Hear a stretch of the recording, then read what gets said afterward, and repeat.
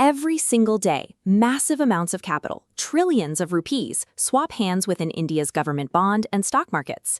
At the center is a clearinghouse, like the Clearing Corporation of India Limited, which acts as an intermediary between buyers and sellers to guarantee transactions.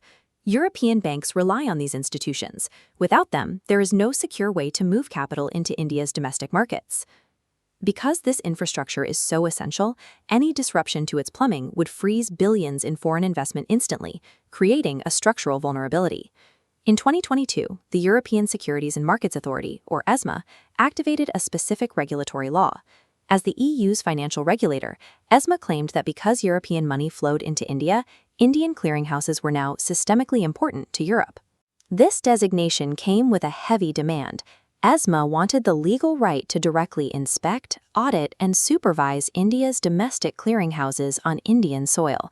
The Reserve Bank of India issued a flat refusal, stating no foreign entity would be permitted to bypass India's jurisdiction to audit sovereign institutions. The two powers reached a direct jurisdictional collision, with both the RBI and the EU claiming absolute authority over the exact same financial space.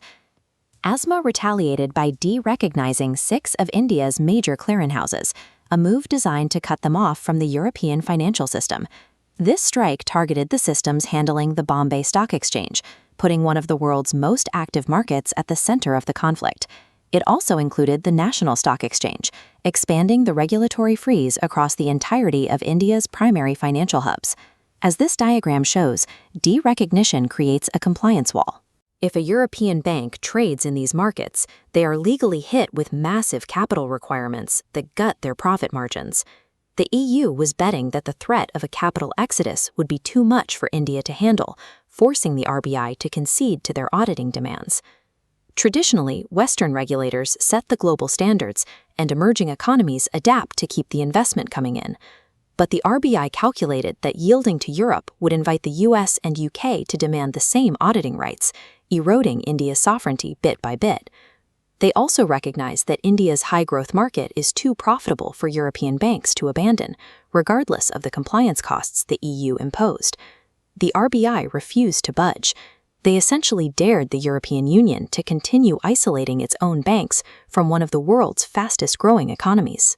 By utilizing the sheer scale of the domestic market, the RBI flipped the script, turning a bureaucratic standoff into a demonstration of India's economic leverage. After months of high-stakes friction, ESMA blinked. In January, they signed a memorandum of understanding with the RBI. The terms were a clear victory for India. ESMA dropped its demand for direct supervision and agreed to rely entirely on the oversight provided by the RBI. By holding the line, the RBI shielded the nation's financial architecture from foreign intervention and preserved the country's legal sovereignty.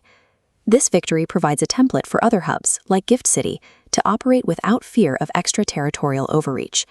India now possesses a proven precedent to deny similar demands for auditing rights from other Western regulators in the future.